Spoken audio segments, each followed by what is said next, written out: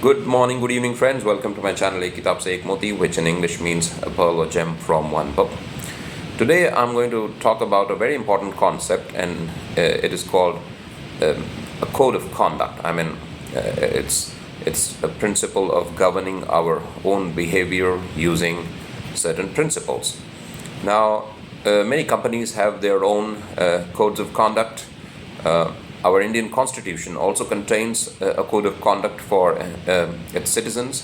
For example, our fundamental duties.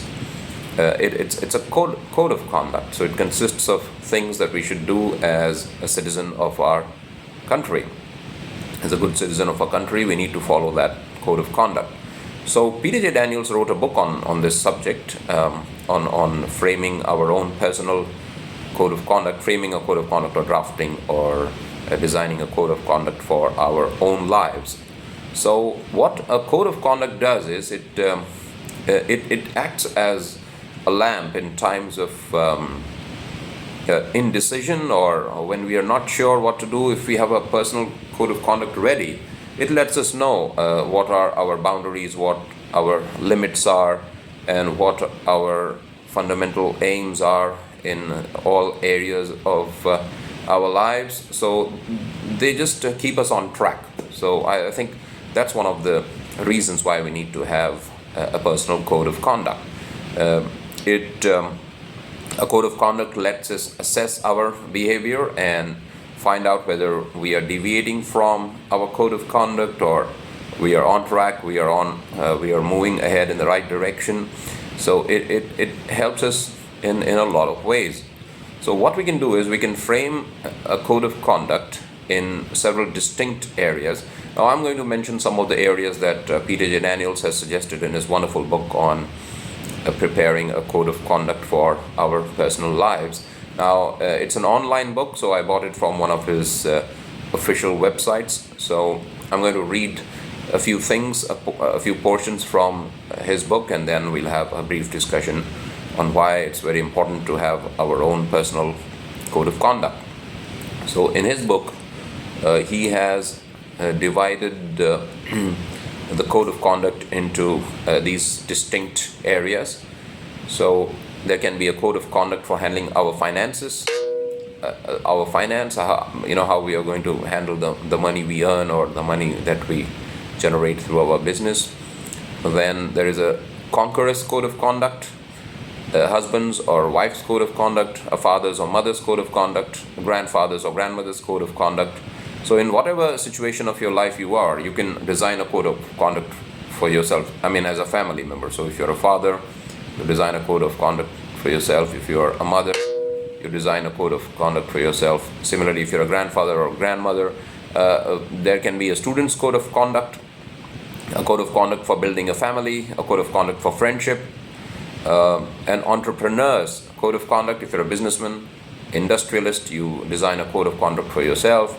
If you are an employee, you design a code of conduct for yourself.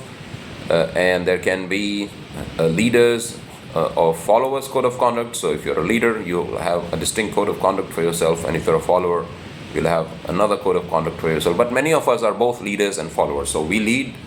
There are certain people who may be interested in following us. So in that sense, we are leaders, and we lead our family members. Our children, so they can consider us our leaders. So as a leader, you design a code of conduct for yourself. As a follower, you design a code of conduct for yourself.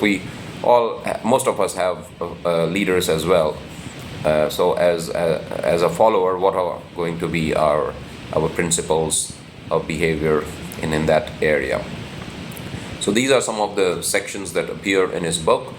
And now let me just give you an example of how you can do this activity of framing your code of conduct. So you just buy a notebook, or maybe you can have a printed code of conduct for yourself. You first type it into the computer and then take a printout. So I'll just give you an example of how Peter J. Daniels framed his code of conduct in the area of finance. So a code of conduct for handling finance. So earn as much as you can, budget carefully, buy quality, and minimize debt. So each time you are careless about your budget, you just look at your behavior and look at your code of conduct, and then you kind of try to change your behavior according to your code of conduct. So this will help you be on the right track. Similarly, buy quality instead of buying everything spending too much money on buying all kinds of products. Just focus on buying quality so that it lasts longer and it's durable. Keep expanding sensible reserves.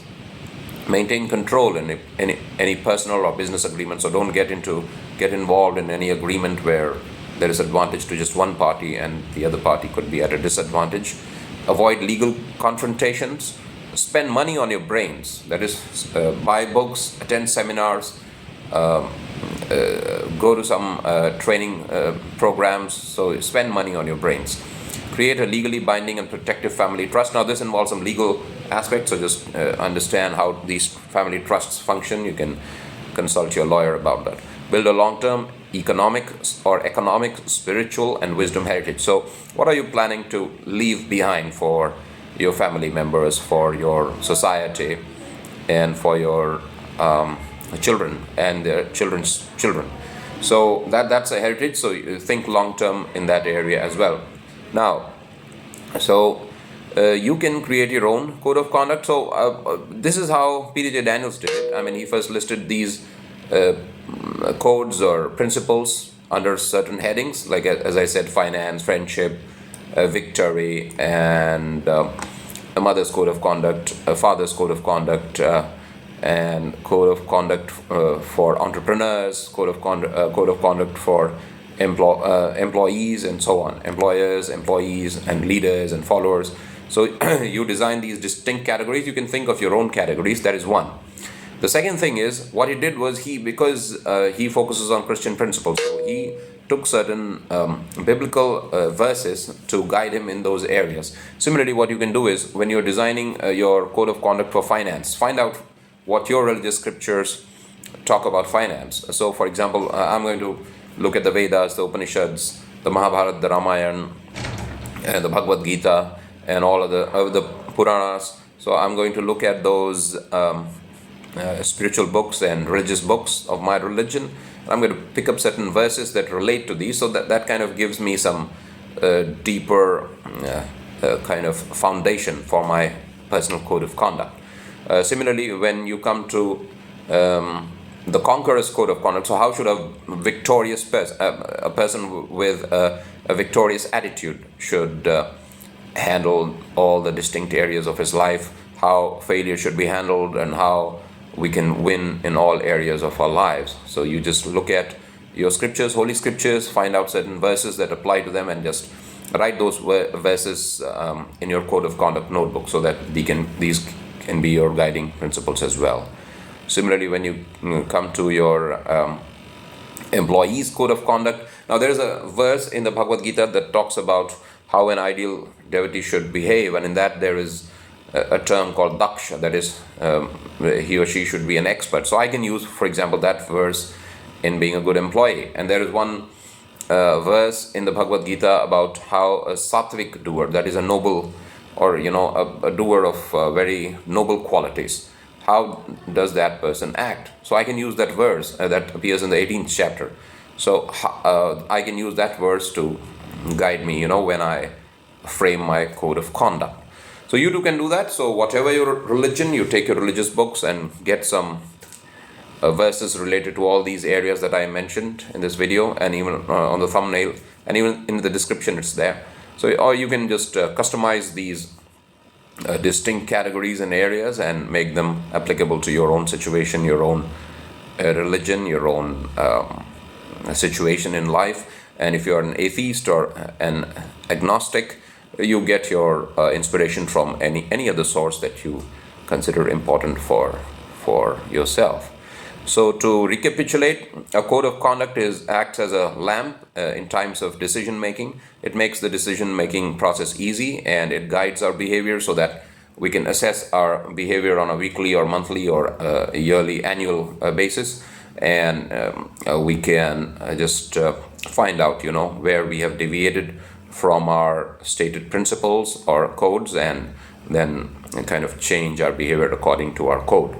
And we can bring some changes to our code of conduct as well, depending on the changing situation, and depending on our own growth. For example, as we grow, as we get more knowledge, as we become experts in our fields, we might want to add or subtract or modify some of the codes that appear in our personal code of conduct.